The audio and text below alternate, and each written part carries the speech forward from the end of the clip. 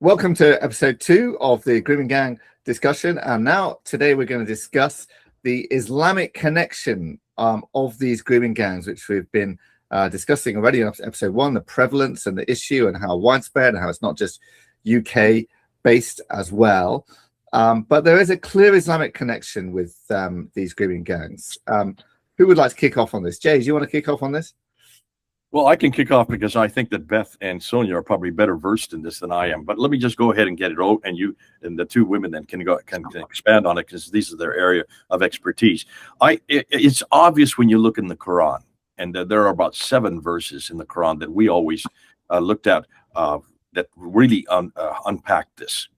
Chapter 4, verse 3, where it allows a man to have up to 4 wives. You can see inequality is already built into marriage. Chapter 4, verse 11, which shows that in death, when the father dies, the girl gets half the inheritance of the brother. Inequality in death.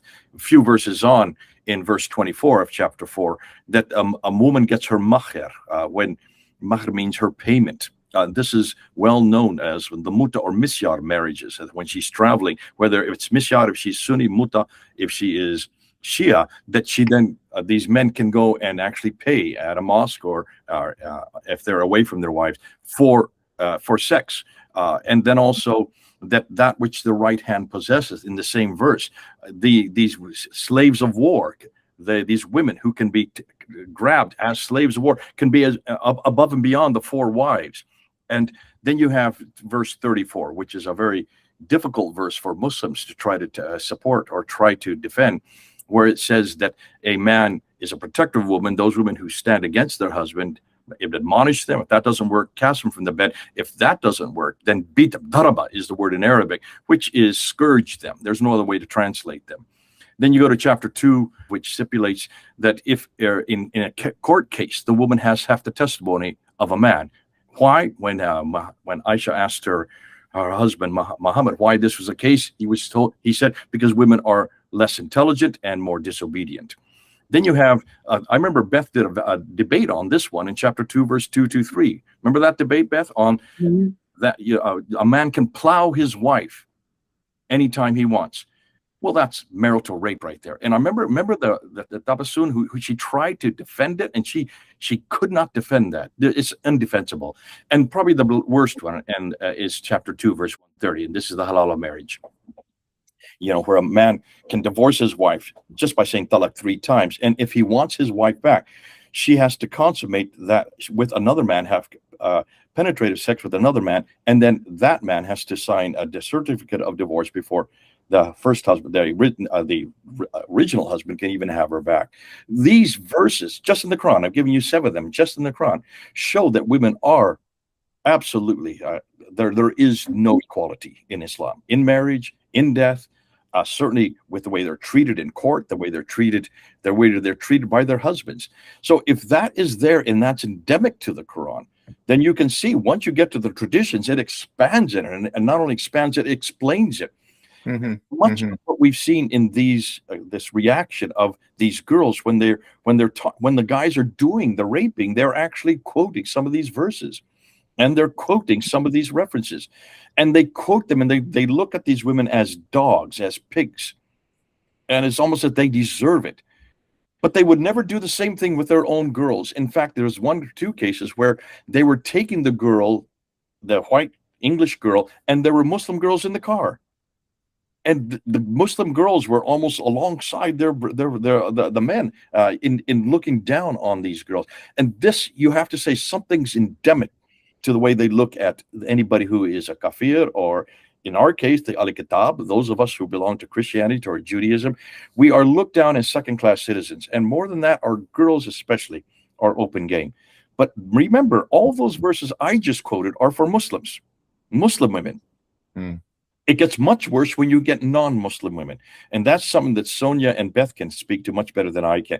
For me, I just sit there and I reel, and I just sit there, and as a male, I have a hard time even bringing this to the public because I don't have the understanding. I'm not a woman. I can't imagine what it must be like for a woman to read these verses. Sonia, I give you an enormous amount of credit for going day to day, week to week, delving in these texts. I just, you need an awful lot of prayer covering when you're doing that, because as a woman, you must take this personally. As a male, we can see this academically. We don't have the perception that you women have. So I'm going to hand it over to the girls, because I think they can do an awful lot better on this material than Okay. Can I? So I want to summarize what you said there, Jay. I think there was two aspects to what you said. One is that the treatment of women by men in Islam gives it treats women as second-class citizens, and to put it mildly, right? And then the other aspect, which you sort of just started touching on, and you want to perhaps invite more comment on, is the treatment of non-Muslims by Muslims. And maybe, Beth, do you want to start expanding on that aspect? Well, I think that's where the exception or get out clause in the Quran, which is repeated right throughout, it really comes to life here. Your go-to texts or books of the Quran, if you want to study this particular topic, and of course the germinal idea is in the Quran, and then it's really expanded on the life of Muhammad, and it's really expanded on in the Islamic law and so on.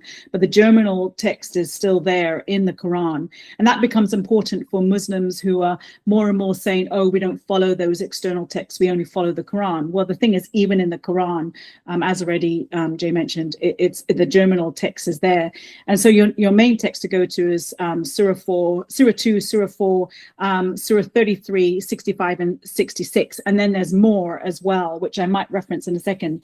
But when it comes to non-Muslim women or women that are owned by Muslims, in a way that would be implemented today is what we see happening in Nigeria with Boko Haram, Al-Shabaab and other the ISIS groups there and so on. It's what we see happening in Egypt, as Sonia so well documents, and other countries. It's what we see happening with ISIS and Yazidi, and it's what we see happening in the grooming gangs.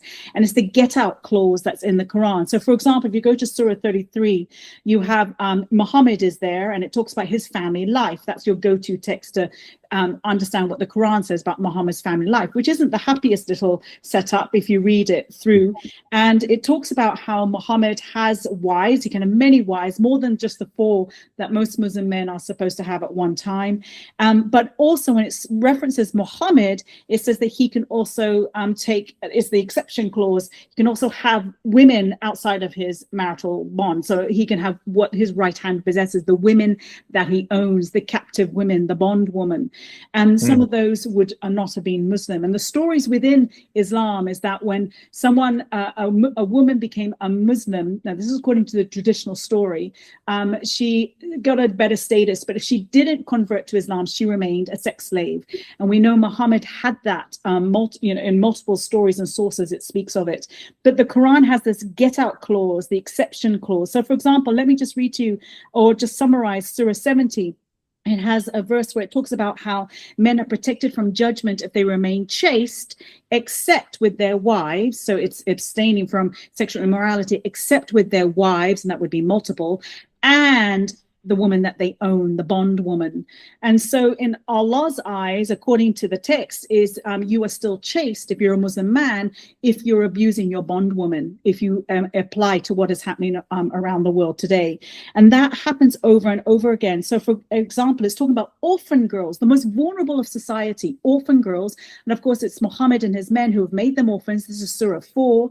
And you have in verse 3 at the polygamy verse, it says that a man can have up to 4 wives, but if you can't treat them equally, and it's talking about the orphan girls in this context, then it says just 1, and if you can't maintain her, and then it gives the exception clause, then of course you can have your slave girl, except what your right hand possesses.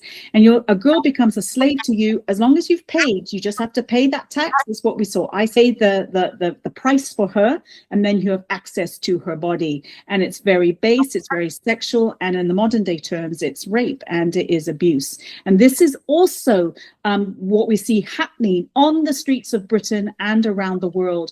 And it's legitimized by these little sort of beginning of the theology found in the Quran, and then expounded on in the life of Muhammad, and then expanded on in the Islamic law, which impacts every Muslim life today.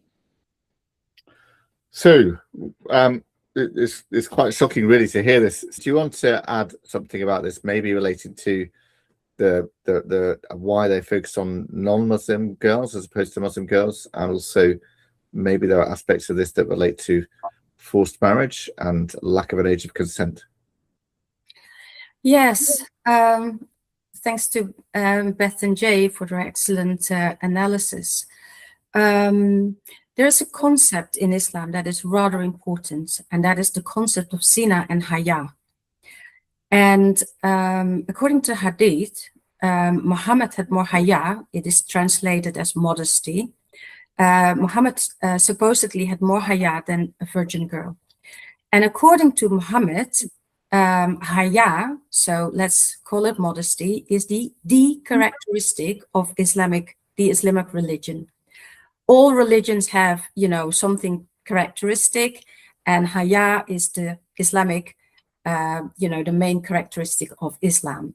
That gives you an idea how important that chastity that Beth was referring to in their minds is to them. But here's the difference. Here's where this whole thing with the grooming gangs comes into place. Its counterpart, zina, is a grove, sin. And it's one of the hudud crimes, right? That's the 5, you sin against the rights of Allah. That is actually what it means. Mm-hmm. And Muslim women, the women that Jay was talking about, that were sitting in the car with these, grooming gang victims, were treated differently. Also, the MP, Ruth Lowe, mentioned that non-Muslim girls, white girls, Christian girls, were considered, according to the perpetrators, as having no morals, lower standards. And Muslim girls were referred to as having, higher moral standards. Mm-hmm. That has to do with that concept of zina and haya. And a Muslim woman who covers, so wears a hijab or even a niqab or, covers even more, is supposed to, she guards her chastity. And women who don't wear that sort of clothing, who wear perfume, who walk around, in town without their wali, their guardian, are supposed to, have lower moral standards. And this is also, zina is how Muslim majority societies actually are controlled. We see Hayat Tahrir al-Sham do this right now in Syria by demanding, first it was in Idlib, where they were still governing only that part. Now it's in the country, also in Damascus, the capital, forcing other women to wear the hijab, the niqab. Because, and here's the thing, in Islam, so I'm an Orthodox Christian. We fast, you don't want to know how many weeks a year. Why do we fast? We fast because we learn, and even if you're not an Orthodox Christian, but we know that one of the fruits of the Spirit is self-control. Yes. Learning to control your passions, whether you do that through fasting or with prayer. We all know that concept, right? Mm-hmm. Now, when you go back to Islam, that self-control is not there. So a woman needs to wear the hijab so a man will not get aroused. Mm-hmm. But it's her responsibility. I know Jesus had a few things to say about that. Also with Ramadan, for example, in Muslim countries, non-Muslims who eat on the streets during Ramadan are attacked, sometimes even arrested. Even here in the West, we hear that people say, you can't eat because, I'm fasting, I get hungry. So it's very much a theological concept that there is this idea of zina, which is bad. You need to remain chaste, but it seems to be someone else's responsibility that you are able to control your passions. And I think that is one of the things that's really problematic in Islam. Then there's the idea of, Muslim women are supposed, according to the Quran, to cover. So they stand out from other women, so they will not be touched, the text says. That differentiates, doesn't it?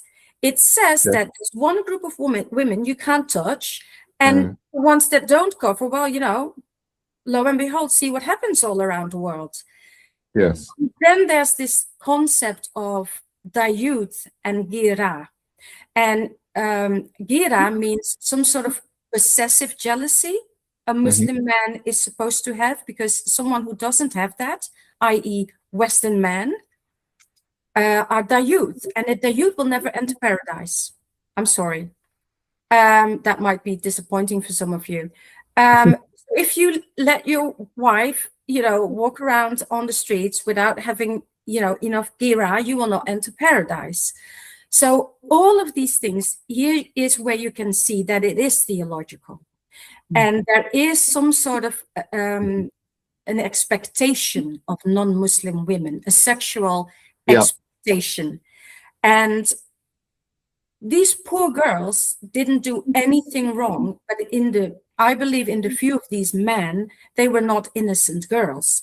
And you can see that also in Hassan al-Banna's book. He addresses how Western women dress and how Muslim women should not copy that sort of behavior because it's bad. Hassan al-Banna, for the audience, is the man who founded the Muslim Brotherhood.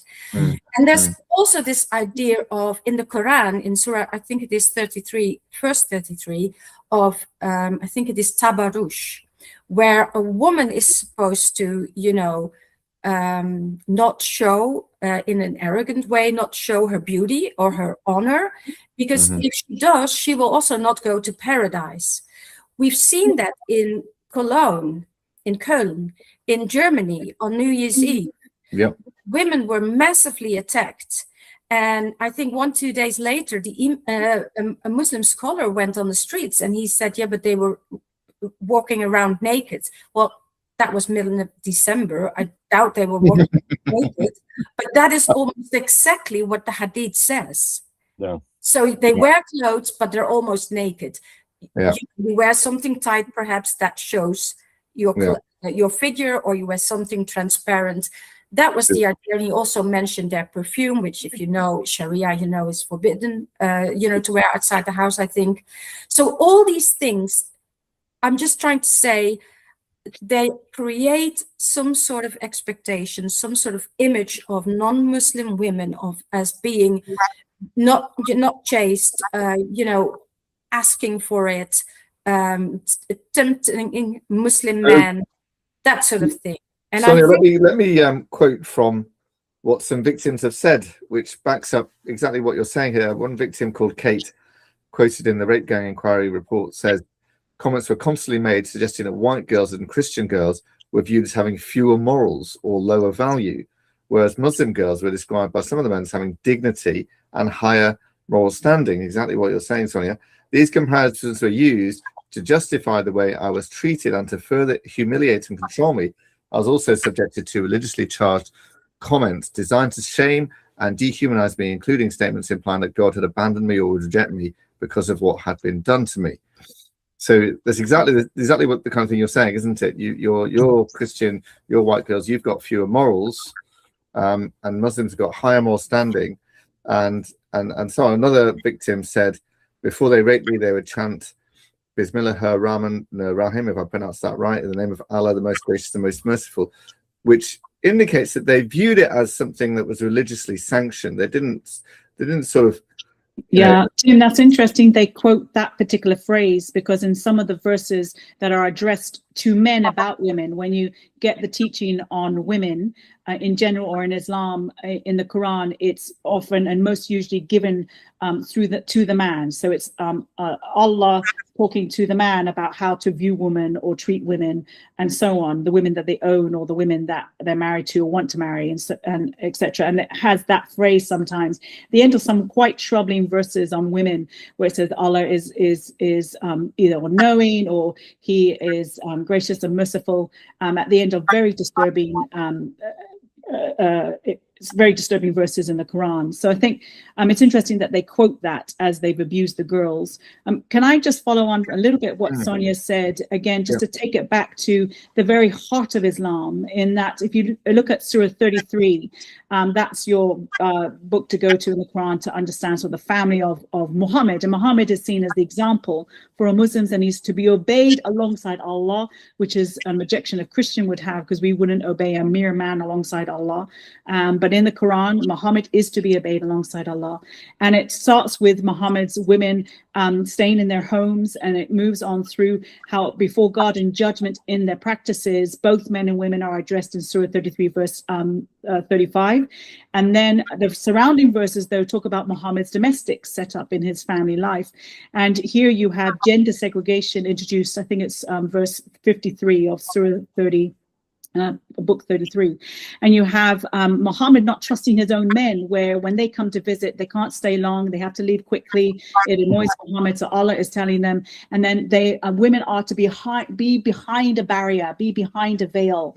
And in the Quran, it seems to imply that one of the reasons, well, doesn't seem to imply, it says that women are not bothered. The idea of veiling in the Quran is so the women are not bothered. And yet later on in Surah 33, you have Muhammad being allowed by Allah to take on whatever woman is in his circles or he wishes, those he desires, it says, as well as those that give themselves to him.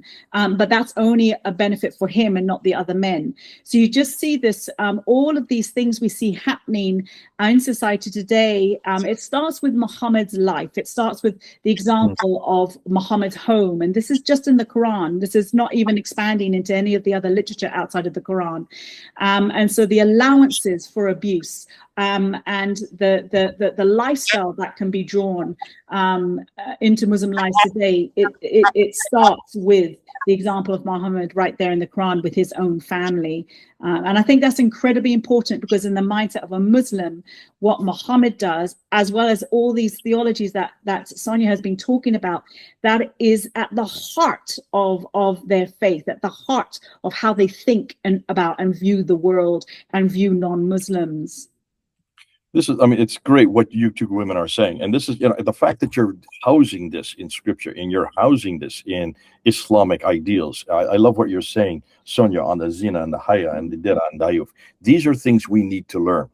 Muslims don't even know what you're saying, yet the scholars do. And it's great that you're doing this study on it. The comment you made there in Germany, in Cologne, how that these women were uncovered, that they were naked. That's right there in chapter 33, verse 59 as well.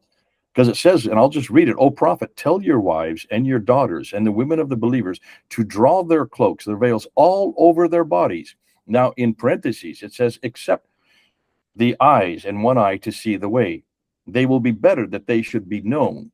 And so it's endemic to the Quran. It's saying if you don't cover when you're in public, you are naked. So you can see, if that's the training they get, if that's the standpoint that they start from, basically all you women are naked because your face is uncovered, which is the thing that we love about you the most, because that's where your beauty comes from. That's where your individuality comes from. That's where we can distinguish you one from another because of your face. And it's the one thing that it closes it up outside of the house itself.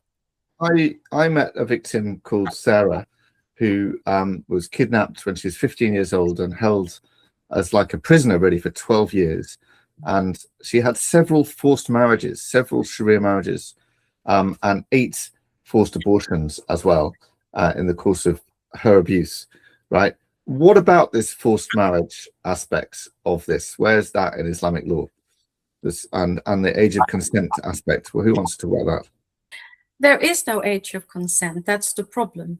There are some Muslim countries that say there is, they say puberty, but that already is fake. Now, to be fair, Catholic canon law says 14, Orthodox law says 13, but at least there is a minimum age. Sharia doesn't have that. And the problem is, and here's where Sina comes in again, that there's an idea, you see this in Indonesia, Iraq, all over the world, you see this in Islamic countries, to prevent a girl from committing zina, you marry her off at a young age. So you are sure that she will not commit such a horrible sin. Mm-hmm. To prevent a girl from committing zina, FGM comes in place. If she is feared to have committed zina, honor killing. So when you say what FGM is, not many people will know what you're talking about. Female genital mutilation, but it's misleading because it's not female, it is young girls. That is why, so that is what is meant with that. So that is when a girl is, this is also in the Hadith, by the way, where Muhammad demonstrates how it's supposed to be done. This is highly common practice, specifically in Shafi'i. You know, Islam has four Sharia schools. The Shafi'i school is the only one that says that cutting a young girl's, you know, her private parts, that is mandatory. The other three schools differ, but you see it also in, for example, the Maliki schools regions in, for example, North Africa. So, so that is where Sina comes, you know, again, and so it's very controlling way, controlling women to protect society from this evil of Sina. That actually is what it is. And with the rise of Islamic extremist groups 50, 60 years ago, there has been more Sina legislation as well. But that's another aspect, and that's also, I think, important, and that is that, for example, Yazidi women were already raped, abducted, raped, trafficked in the Ottoman Empire. It is not just something ISIS did. Armenian women, way before the Armenian genocide, were already, you know, the abduction of Christian women, the forced marriage, forced conversion of Christian women under Ottoman rule has been going on, I believe, since the 15th century already. So it also has created some sort of pattern, you know, again, that it creates some sort of expectation of non-Muslim women. We see that in Egypt, we now see it with Alawite women, but Alawite women have also already been abused, you know, prior to what is happening today on the Hayat Tahrir al-Sham in Syria. Druze women, the same thing, Coptic women. So there really is a huge problem. And going back to your question about forced marriage, so a girl has a guardian, a wali, and there is a concept called a wali mujbir, which means the forcing guardian. And the forcing guardian, so there's an Arab word called jabara, to force, to use force. And in my thesis, I also wrote that it has a therapeutic sense. So actually, it's sometimes force is good. Allah also uses force, and he's also called his 99 names al-Jabbar. So sometimes force is good for you. And with girls, so your father, your male guardian, will know what is good for you, and he can force, specifically a virgin girl, into a marriage.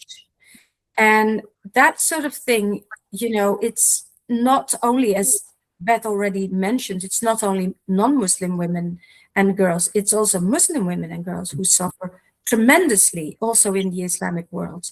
And that has to do with this whole aspect of these, you know, these guardians who can make women do things, you know, without even having to consult them. And I also wrote, one of the things is that in Christianity, marriage, ever since Augustine, but also prior to that, is something that is, you know, about the good of both spouses, right? In the Bible, it's actually compared to a sacrificial love. In Islam, it's more like a sales contract. So there's this system of nafaka and ta'a for the slave girl mostly, but tamkin. So a man is supposed to give a woman her maintenance, or her roof over her head, clothes, food, and in return he gets access to her, you know, to intimacy with her. So it's very much, it's more like Muhammad was a tradesman, wasn't he? It's very much like a sales contract. If you compare that to the early church, look what the church fathers did. Now, I'm an Orthodox Christian. We believe in the tradition, right? Look how early Christians never used the word pedophilia. the word we now use for sex with children. The early church used the word paidoptoreo, the complete destruction of a child by having sex with it. That is what the early church wrote. You can go to the 4th chapter of the Shepherd of Hermas. You can go to the 2nd Testament of the Didache, the first apology of Justin Martyr, and so on, where the early church fought against similarities within the Roman Empire and fought against child prostitution. And I think, unfortunately, the secular world has forgotten that immense legacy that we have inherited. And actually here now, I read people say, scholars, that actually claim that there was never care for children until, very recently. But that's not true. The early church already started that. Good point.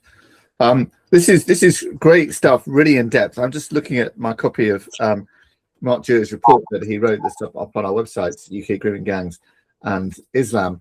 They put up for Christian, and he claims there that Islam is more associated with grooming gangs than ethnicity. And I think you mentioned this in the last episode, Beth, that they're called Asian gangs or even sometimes Pakistani gangs. But Mark Jury is saying no, actually, it makes more sense to call them Islamic than ethnic at all. Do you agree with that, Jay? Yeah, I mean, this is a problem that has come up over and over again, and that's what you name these games, what you call them, and to whitewash it, they say Asian as a broad stroke. Beth and I were in a group where this came up. There was a Sikh fellow that was in that group with us. Remember that, Beth? And he was incensed that they were using the word Asian because he's an Asian as a Sikh, as Siddharji from India. And he says, we don't have this problem in Sikhism, yet we are being created guilty along with the Muslims. You've got to stipulate which Asians, because we don't have these type of gangs, but neither do Hindus. And it's only uniquely a Muslim. And it's not just Pakistanis, it's the Milpuri Pakistanis that this is a particular problem with. I was talking with Dr. Jenny Taylor just last week, and she brought up to me an interesting thing. She said, the Milpuri is the only part of Pakistan that doesn't have the Bible translated into its language. They haven't received the Bible yet in their own language. And most of those who were sent here were sent from the Milpuri area. And she said, could this have something to do with why there are so many, why Milpuris are particularly having a problem with this? Because they've never had access to the Bible. They've never had access to the verse that you've just brought them, Ephesians 5:25, which stipulates that my wife is not only equal to me, but I must be willing to give my life for my wife. That's how important women are to men in Christianity. And if you don't know that, if you don't see that, if you don't have that access to that kind of idea of how great a woman is, or how she is, there's no slave or free, female or male, Jew or Greek, we're all equal in Jesus Christ. In Galatians, it says that. And it's these type of things that you need to have access to understand what's going on. Why is it we're in loggerheads, and why we have this clash of civilization that's going on just this issue? But we need to ask, why is it specifically Muslims? There 87% of those who are perpetrating these offenses are Muslims. They have Islamic names. They're not called Muslims. They're just called Asians, blanketed out. That is a disservice to all the other Asians, and we must get it back. The thing is, Jay, that we don't really know the statistic, because that's just based on the names, but the police haven't recorded the religion, and very often not even the ethnicity either, of the perpetrators or the victims, and that's a serious problem, because therefore there's no official stats to say how many there are. Now, 87% of offenders, according to certain databases, have Muslim names, and it may be higher than that. They're actually Muslims, of course, right? And there are various ethnicities. There's Somalians as well, and various other ethnicities as well that are but very predominantly Islamic ethnicities. So it's more complicated than that. But the problem is that part of this whole political correctness is we don't want to talk about the religion and ethnicity, and it's not been recorded properly by the government. Do you understand then why Mark Drury made this point? Yeah, making this point, the fact that they're not saying they're Muslims. He said, well, since this has been thrown out and they're refused to do that, let's look at the names. Just look at the names. Oh, yeah, that is the best indicator we've got, and it's powerful. as an indicator. But I've got one more question for this episode, if I might. Is this related to jihad? Is this whole sex slave thing part of jihad? Is there a jihad aspect to it? Beth, do you want to? It's certainly a part of the expansion of Islam. I mean, even in nothing to do with religion, when people go into a land and want to take over a land, unfortunately, sexual violence is always a part of it. So unfortunately, there's this horrible part of human nature. The Bible is very clear on these kinds of abuses, that they happen, and addresses it on multiple times. And we know that just by, if you know world history, we know this happens. The difficulty with Islam, and for our Muslim friends, and I think of my Muslim friends who wouldn't hurt anyone, and they're quite appalled when they see and hear about these sorts of things that we're talking about in these episodes. The problem is that their religion has formalized it into the religion. So it's both a part of jihad and a way of expansion and of suppressing the non-Muslim, but it is also just a part of Islamic family life. And I think that's traumatizing. I think that's quite a horrific aspect of this that we need to think about. It's not just for a context of war, and it's not acceptable in a context of war from a biblical perspective, but it's in Islam, it is a part of family life. It's in the text that talk to men on how to treat their women, and this is just talking to Muslim men on how to treat their women, those that they paid for to have access to their body sexually, and the women they own. It's seen in Muhammad's family in Surah 33, where again, the woman that you own. This is not a context of war. A lot of these verses in the Quran don't have the war context when it's talking about basically the abuse of the woman you own. Even the generic verses, Surah 23 and 70 that we've already mentioned in one of these episodes, where we talk about what a chaste man is according to Islam, and how he then can have his wife and the women that he owns. That is not looking in a context of war or jihad or expansion of Islam. It's just the life of a Muslim. And I think that's what's deeply troubling about all of this. It is in the DNA of the family setup, of societal setup within Islam. And I think, unfortunately, that's why it happens all through the ages, and that's why it's happening all through the countries where there are quite substantial Islamic communities. But yes, it is an expansion, it is jihad, and it is family life. It's all of that together. Do you want to add anything, Sonia? Yes, it's difficult because there are jihad and the grooming gangs. I don't see that connection. I think it has to do with what I explained previously on Sina and Haya, that sort of, Islamic theological concepts. However, obviously there is a connection with sexual violence and jihad, because, when jihad starts, women and children you're allowed to take them captive and, abuse them. They wouldn't consider that abuse, by the way. What I do think, and that is one of the things Professor Elise Semerjan also mentions, and that is what I find very worrying also when we go to the next episode, on the government. One of the things that Semerjan says is that the pattern that started out in the Ottoman Empire in the 15th century, where Armenian Christian women were already abducted, violated, forced to marry and convert. Then when the war started and the Armenian genocide started, and tens of thousands of women and girls were then raped, murdered, forced to, Islamize, etc. But that was, according to her, that pattern started with, when there was no war, with the taking captive of these girls already.